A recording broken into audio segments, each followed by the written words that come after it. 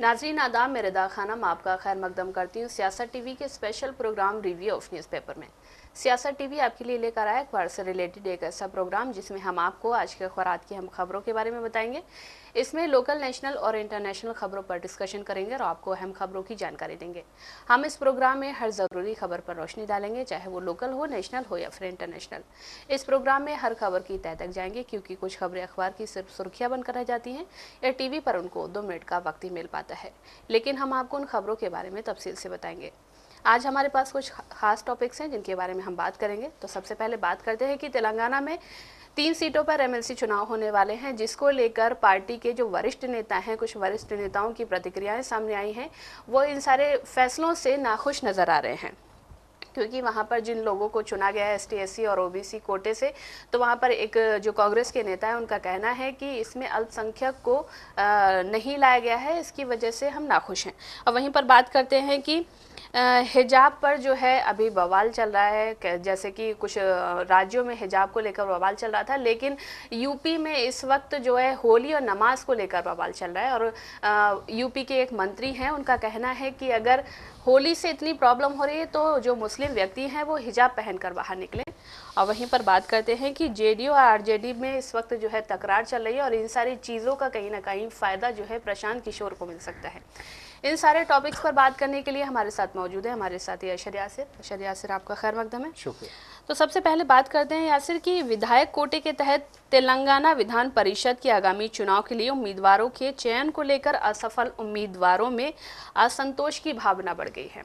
इसमें ऐसा कहा जा रहा है यासिर की जो पार्टी के वरिष्ठ नेता हैं और जो युवा हैं, युवा सदस्य हैं, वो जो है इस प्रक्रिया से नाखुश नजर आ रहे हैं। वहीं पर एक और नेता हैं कांग्रेस के, उनका बयान सामने आया यासिर। उन्होंने कहा है कि अल्पसंख्यक जो हैं, जो हमेशा जो है कांग्रेस के साथ रहे हैं और कांग्रेस के लिए उन्होंने इतना बढ़ चढ़कर काम किया है, लेकिन इन सारी चीज़ों में, इस प्रक्रिया में मुस्लिम को कोई मुस्लिम उम्मीदवार नहीं बनाया गया है।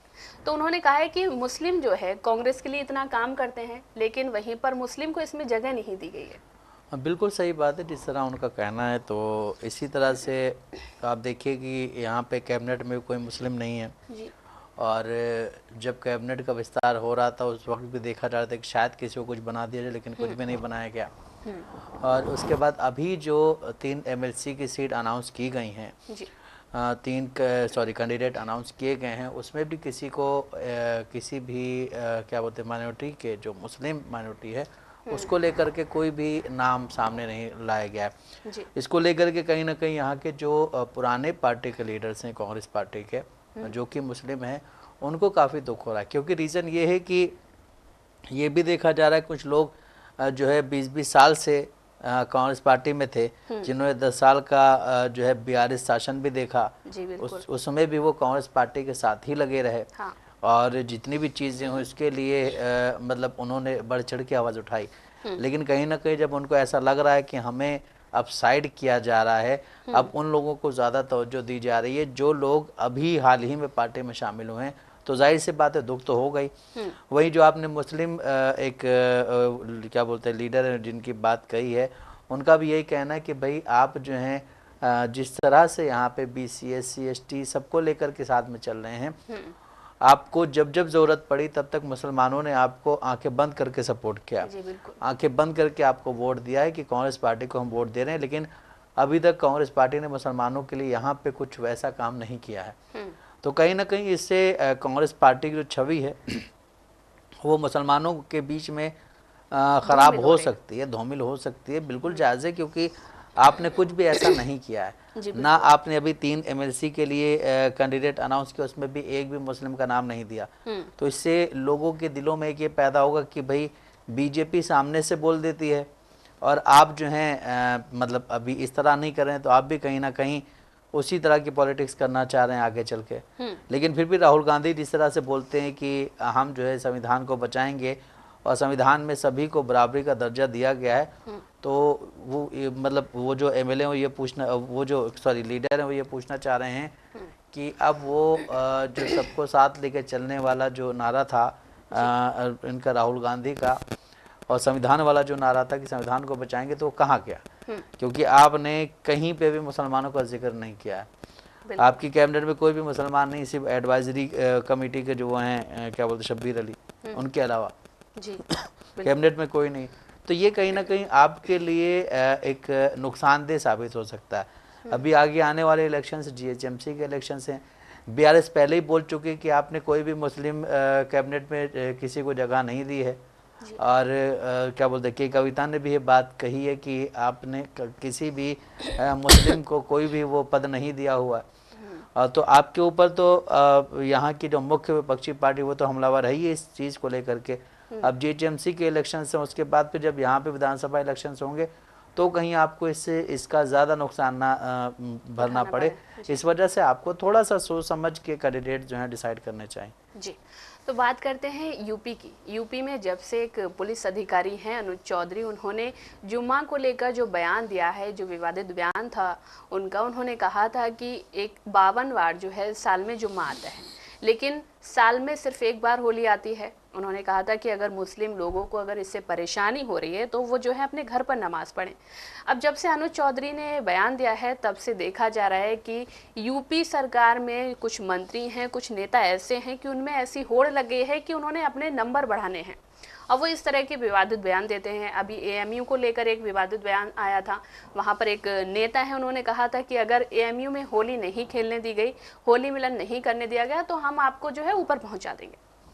और उनके इस बयान के बाद योगी आदित्यनाथ का बयान सामने आया। उन्होंने भी जिस तरह से अनुज चौधरी ने जो बयान दिया था 52 जुमा वाला, उन्होंने भी कुछ इसी तरह का बयान दिया था।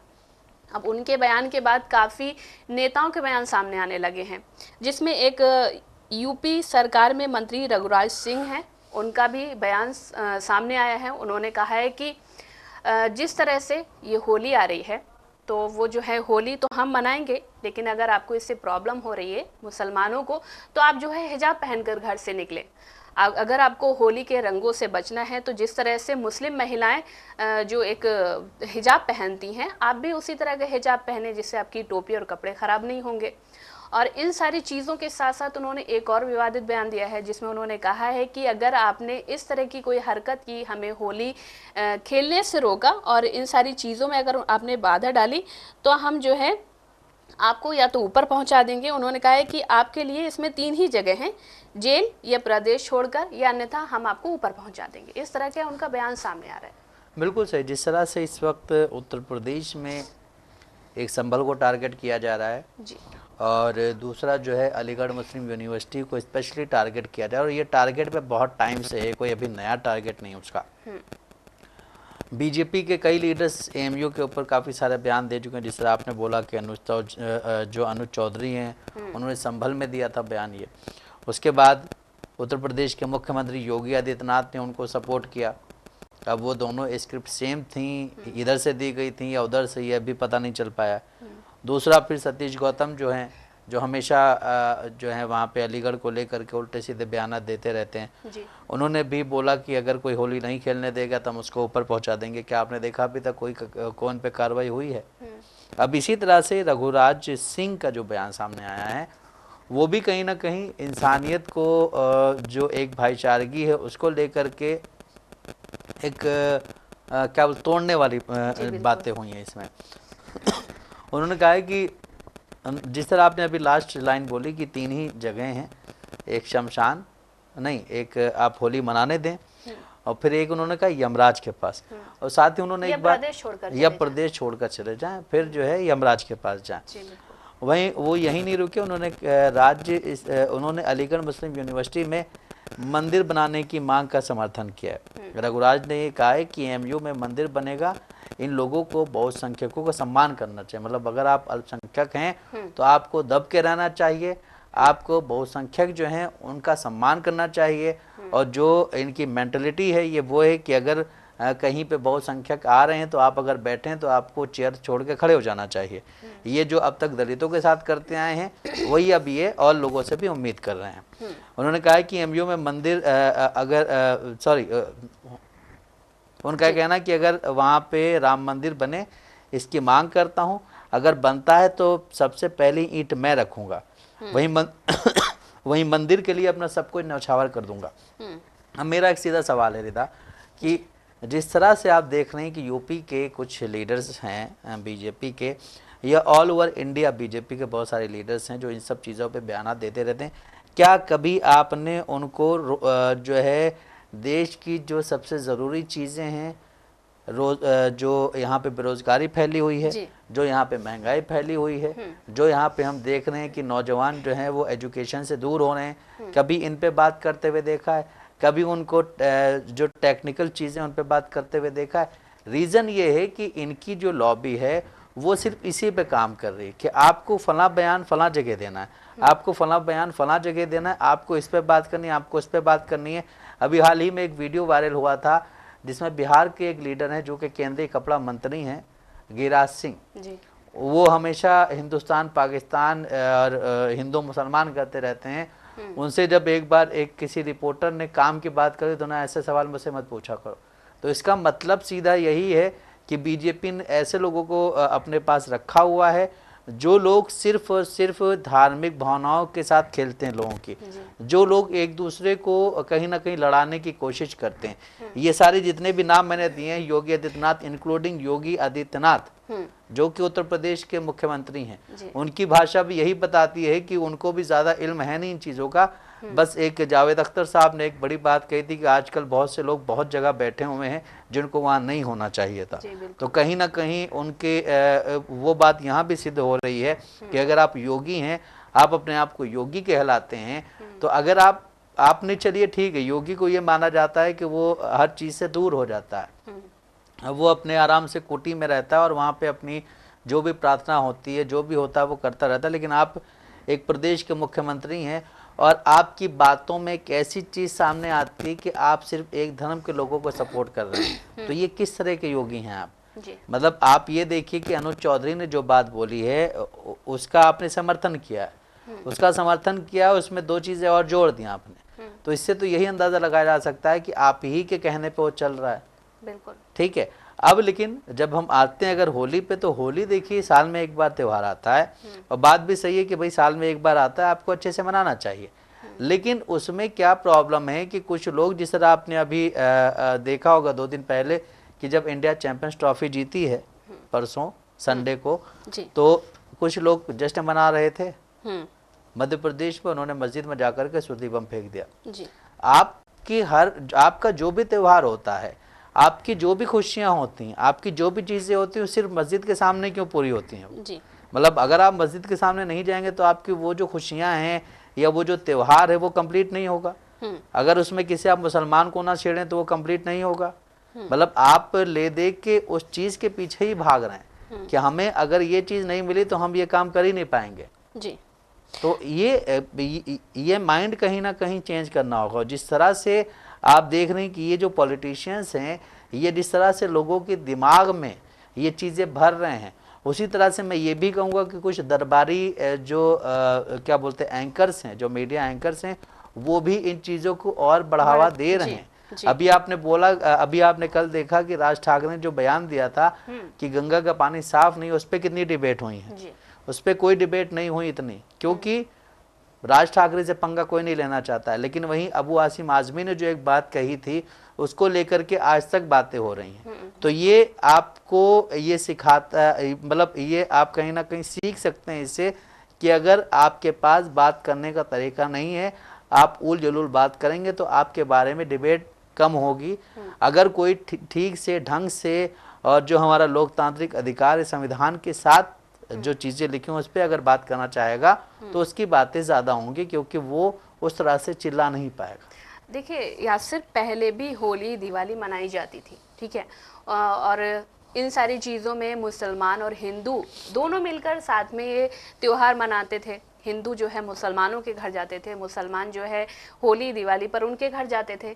लेकिन जब भी इलेक्शन होने वाले होते हैं तब ये मुद्दा क्यों उठता है? देखिए इलेक्शन मुसलमानों से उनको खतरा हो जाता है। बिल्कुल इलेक्शंस होने वाले नहीं होते हैं। ये 2012 के मिड से लेकर के एक ऐसा परसेप्शन बनाया गया, और आप जो अभी देखती हैं कि जो सनातन वाला जो वर्ड है, वो सनातन वाला वर्ड अभी हाल ही में नहीं आया है, उसको लेकर के बहुत सारी तैयारी आरएसएस पहले से कर रही थी। और 2012 मिड से लेकर के जब से लोकसभा का चुनाव जो है मतलब होने वाला था, जिसको लेकर के दोनों पार्टियां तैयारी कर रही थीं। इधर आरएसएस ने भी बहुत सारी तैयारियां की थी, उधर अन्ना हजारे अनशन पे बैठे हुए थे, क्या बोलते हैं अरविंद केजरीवाल उसी में अनशन पे बैठे हुए थे। वो सारी चीज़ें हुई, दैन फिर जो है वहाँ पे भारतीय जनता पार्टी केंद्र में सरकार बनी और एक बहुत बड़ा भव्य आयोजन किया गया। बहुत सारी चीज़ें उसमें गड़बड़ भी हुई, लेकिन वो तब तक जो है हमारे देश का जो दरबारी मीडिया था वो इस तरह से पलट चुका था कि उसको चीज़ें सामने नज़र आ ही नहीं रही थी।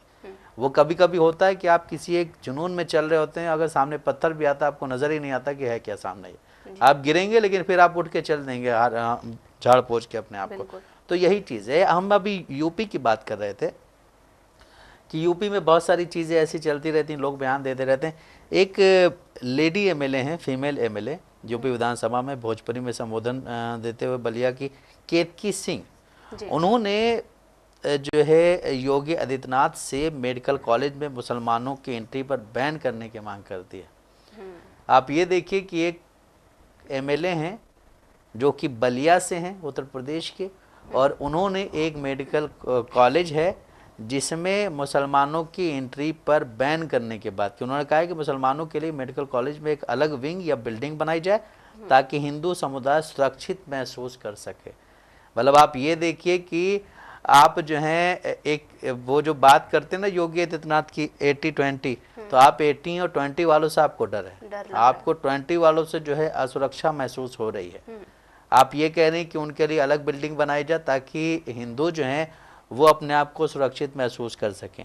विधायक की ये बात ना सिर्फ चर्चा मतलब मांग ना सिर्फ चर्चा का विषय है, बल्कि अब कई तरह के सवाल भी खड़े हो रहे हैं। और अगर कहा जाए तो ये भी एक विवादित बयान ही है, क्योंकि आप सीधे सीधे एक धर्म को टारगेट कर रही हैं कि भाई मुसलमानों की एंट्री बैन होनी चाहिए या उनके लिए अलग विंग बनाई जाए ताकि हम हिंदू जो हैं वो सेफ रहें। भाई साहब, धर्म जो है वो सबका अपना अपना होता है और इंसान अपने हिसाब से वो कर रहा है। किसी को यहाँ किसी चीज़ के कोई क्या बोलते हैं वो नहीं, मना ही नहीं है जी। लेकिन फिर प्रॉब्लम यही आती है कि आप अभी होली आ रही है, आप भी सड़क पे खड़े होकर होली खेलेंगे और वो 1-2 घंटे प्रोग्राम चलता है, 3 घंटे वो सुबह से शुरू होता है तो 10-12 बजे तक रहता है। 12 बजे के बाद आप जाएंगे, नहा धो के अपने तैयार होंगे, फिर जो भी करना होगा करेंगे। तो आप ये देखिए कि वो 3 से 4 घंटे आप रोड पे खेल रहे हैं होली, आने जाने वालों को दिक्कतें हो रही हैं। कोई बीमार है, अगर कोई जा रहा है तो आप उसको भी नहीं छोड़ना। पिछले साल हमने देखा था, लास्ट ईयर जो वीडियोस वायरल हुए थे होली पे, वो कितने दर्दनाक वीडियोस थे कि कोई मुसलमान ने अपनी वाइफ को लेके जा रहा था जो कि प्रेग्नेंट थी, जिसको ई रिक्शा में लेके जा रहा था, आपने उसको भी नहीं छोड़ा, आपने उसके ऊपर भी रंग फेंका और बहुत सारी बातें उसे कही थी। तो इस तरह की चीज़ें करने से बेहतर ये है कि आप उनमें शांति से अपना त्यौहार मनाइए।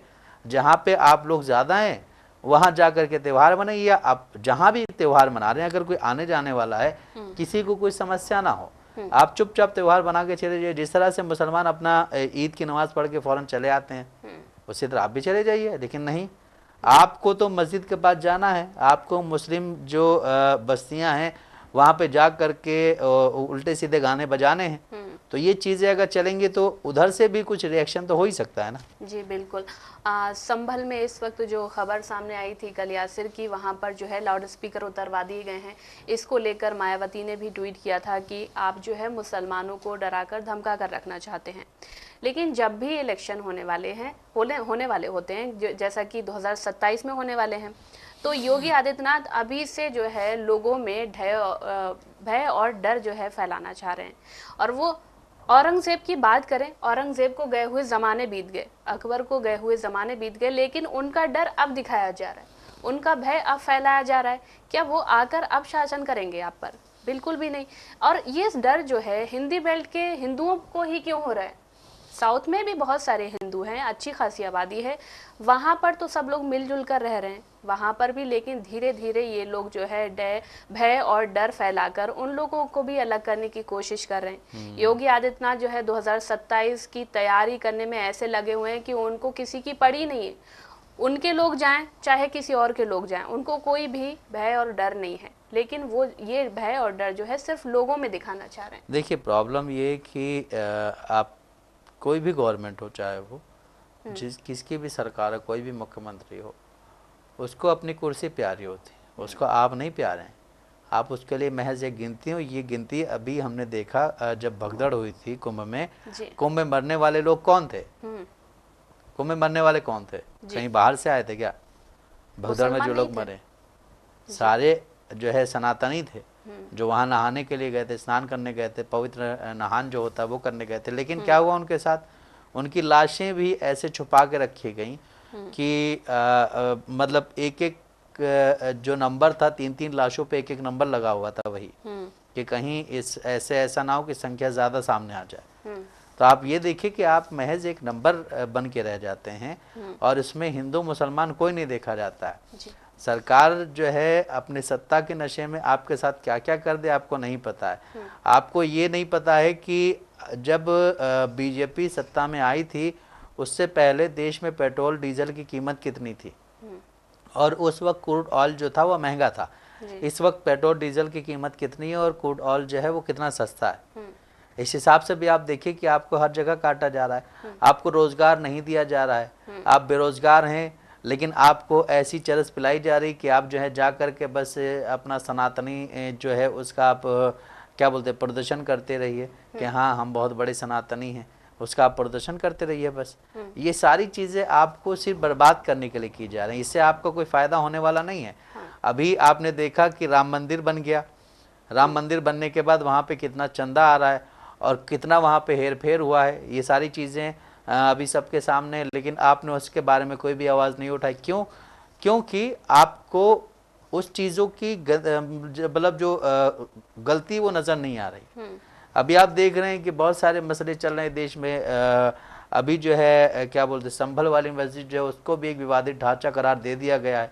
जिस तरह से हम सुनते आ रहे थे बचपन से अपने की बाबरी मस्जिद को जो है विवादित ढांचा करार दिया गया था, उसके बाद फिर वहाँ पे मंदिर बन गया। आगे चल के यही होगा कि संभल मस्जिद जो है शाही मस्जिद जो है उसमें भी यही बोला जाए कि हाँ आस्था के नाम पे हम जो है इसे मंदिर में तब्दील करेंगे। अभी आप देखिए ज्ञानवापी में मसला चल रहा है, अभी आप देखिए कि मथुरा में मसला चल रहा है। ये सारी चीज़ें करके आपको एंगेज रखा जा रहा है। आपको एंगेज इसलिए रखा जा रहा है कि कहीं आप जा कर के रोजगार के लिए किसी से कह ना सकें, कहीं आप जा कर के अपनी जो बेरोजगारी उसको क्या बोलते हैं रोजगार में तब्दील करने के लिए आप कहीं प्रदर्शन ना कर लें। और अगर आप प्रदर्शन करेंगे तो फिर सरकार की थूथू हो जाएगी। आप ये देखिए कि अभी कुंभ में कितना प्रचार किया गया है, कुंभ के लिए इतना प्रचार हुआ, लेकिन उसकी जो हकीकत थी जो वहाँ के लोग बता रहे थे, और वो लोग कोई मुसलमान नहीं थे, वो लोग जो बता रहे थे उसमें तो यही सामने आ रहा था कि सिर्फ आपने प्रचार में पैसा खर्च किया है, आपने और बाकी चीज़ों पे पैसा खर्च ही नहीं किया। आपको 27 की तैयारी करनी। इस तरह अभी आपने बोला कि योगी आदित्यनाथ को सिर्फ 27 नज़र आ रहा है, उसके अलावा कुछ नज़र नहीं आ रहा है। और 27 में आप मुख्यमंत्री बन के क्या करना चाहेंगे? मुख्यमंत्री बनेंगे, आप मुख्यमंत्री बनेंगे, उसके बाद फिर आप प्रधानमंत्री का ख्वाब देख रहे हैं और आपको लग रहा है कि जो लोग ऊपर जो बैठे हुए हैं बीजेपी में आपको मुख्यमंत्री बनने देंगे? वो सॉरी क्या बोलते वो आपको देश का प्रधानमंत्री बनने देंगे? आपको ये देखना चाहिए कि वो आपको मुख्यमंत्री नहीं बनने देना चाह रहे थे, तो आरएसएस का वो था ऑर्डर था कि आपको मुख्यमंत्री बनाया गया। तो ये सारी चीजें हैं देश में, लेकिन फिर भी कोई समझ नहीं रहा। सारे लोग एक दूसरे पे लांछन ये लगा रहे हैं कि भाई तुम्हारे यहाँ ऐसा हुआ था, तुम्हारे यहाँ ऐसा हुआ था, और कोई कह रहा है कि ये होना चाहिए, कोई कह रहा है वो होना चाहिए। लेकिन जो मेन मुद्दे हैं देश में, जिस तरह से हम देखते हैं बेरोजगारी है, महंगाई है, इतने सारे क्राइम हो रहे हैं, उन पे कोई बात नहीं हो रही है। इतने रोज कहीं ना कहीं रेप होते रहते हैं, कुछ ना कुछ होता रहता है। महाकुंभ की आपने बात की कि महाकुंभ में योगी आदित्यनाथ ने इतना बड़ा चढ़ाकर पेश किया, उन्होंने ऐसे एडवर्टीजमेंट किए कि 75,000 करोड़ रुपया लगाया है वहाँ पर और ऐसी व्यवस्थाएं की गई। हालांकि व्यवस्थाएं तो सभी ने देखी, वहाँ पर जो भगदड़ हुई थी। या पानी की बात करें, पानी की जो एसडीटी की रिपोर्ट आई थी उसमें कहा गया था ये जो है नहाने लायक भी पानी नहीं है, लेकिन वो रिपोर्ट फिर से तब्दील की गई, उस रिपोर्ट को जो है पास कर दिया गया। उसमें कहा गया कि पानी जो है नहाने लायक था। फिर उसके बाद राज ठाकरे ने ये मुद्दा उठाया, लेकिन वहाँ पर कोई कंट्रोवर्सी नहीं हुई। लेकिन फिर बात करते हैं महाकुंभ में जो भगदड़ हुई थी, भगदड़ में काफ़ी लोग मारे गए थे, 4 लोगों की डेड बॉडी पर एक एक संख्या चिपकाई गई थी। और वहीं पर एक और खबर सामने आई थी कि वहाँ पर जो है कुछ लोग लापता हुए हैं, हज़ारों की संख्या में लोग लापता हुए हैं और परिजन उनके अभी भी ढूंढ रहे हैं। लेकिन ये सारी खबरें जो है मेन स्ट्रीम मीडिया में कहीं पर भी नहीं है। देखिए, मेन स्ट्रीम मीडिया इन खबरों को नहीं उठाएगा, क्योंकि यही मेन स्ट्रीम मीडिया है या दरबारी मीडिया है जिसने ये कहा था कि आज अगर आप नहाने नहीं गए तो फिर आप ज़िंदगी में कभी नहाने नहीं जा सकेंगे, क्योंकि ये जो कुंभ है ये 144 साल के बाद आता है। और उसके बाद जब पूछा गया लोगों से, कुछ बड़े बड़े पंडित ने, उन्होंने कहा कि ये सब फ्रॉड है, ये सारे झूठ बोल रहे हैं, ऐसा कुछ भी नहीं है। और ये लोग सिर्फ अपनी दुकान चमकाने के लिए और योगी आदित्यनाथ की जो क्या बोलते हैं PR टीम है या योगी आदित्यनाथ का जो एडवर्टीजमेंट है वो करने के लिए लोग सिर्फ इस तरह के बयान दे रहे हैं। जी, तो जैसा कि नाजरीन आपने देखा कि हमने आपको न्यूज़पेपर के ज़रिए हम खबरों से रूबरू कराया है। ऐसी ज़रूरी खबरों से रूबरू होने के लिए हमारे साथ इस प्रोग्राम से जुड़े रहें। और अगर आपकी इस प्रोग्राम से रिलेटेड कोई भी राय है तो हमें कमेंट बॉक्स में ज़रूर लिखें। इसी के साथ हमारा प्रोग्राम यही ख़त्म होता है। मुझे और मेरे साथी अशर यासिर को दे इजाज़त। अल्लाह हाफ़िज़।